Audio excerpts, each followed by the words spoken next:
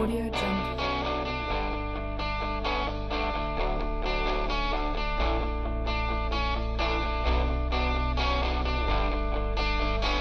Audio Jungle.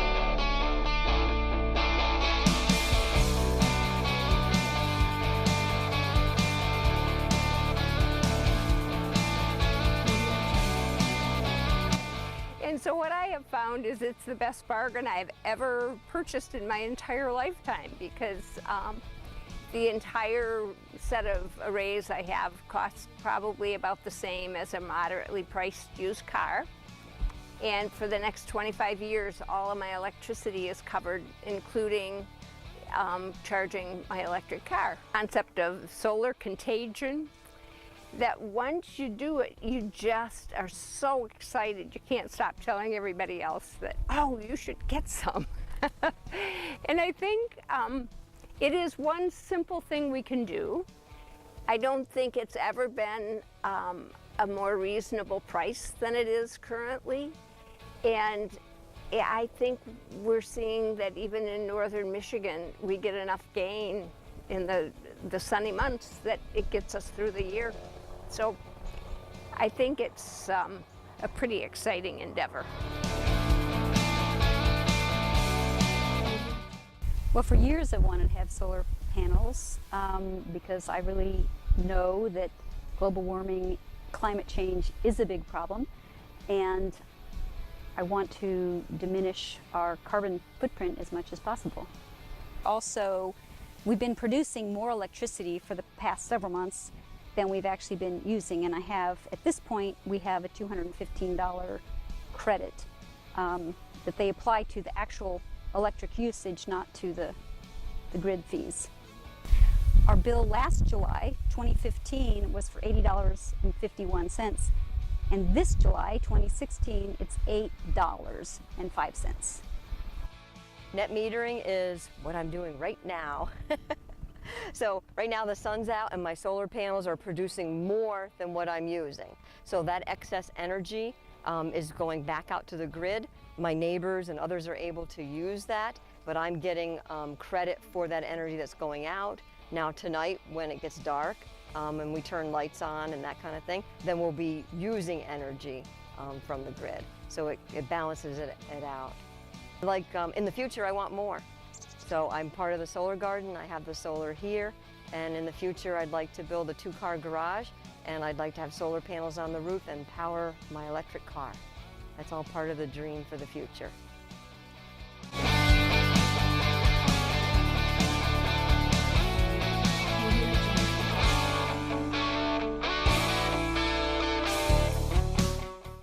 Not every site is a good candidate for solar. But if you prove the site, regardless of the size of the system selected, each solar array can and will prove itself cash positive. The amount of time it takes to do that is subject to other conditions, but if the site proves itself, solar will make sense. There are 0 circumstances under which a solar array doesn't pay for itself. The only question is time. For someone who's looking for a quick fix, it may or may not be the right choice. For those of us who are in the home they intend to stay in for the rest of their lives, it's pretty easy to paint a positive cash flow on a solar array because the equipment pictured behind me is warranted for 25 years, and there are many solar arrays that make energy for 40 years. You know, there's always the green component, but if all you wanted to do is participate in a feel-good renewable energy project, you could do that by donating. In order to make a commitment to wanting to do it at your own property, then you're going to have economic benefits that drive you because it would be the best use of your contribution.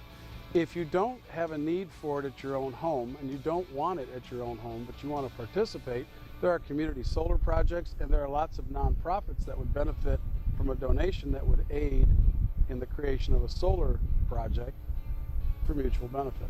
The best candidates for solar are small business owners. They're eligible for both tax credits and depreciation because it's an investment in the infrastructure of what they use to run their business. Therefore, light commercial is a great application of solar arrays. Solar is a crop you plant once. You never water it, you never cut it, you never touch it. It simply produces revenue and power for 40 years. I would encourage the next generation to fully and completely understand the benefits of solar energy. It's one of the few fuels that we can make ourselves easily and use as fast as we can produce it. The next generation is responsible for both retiring my generation and ensuring their own success. This is one way to do it.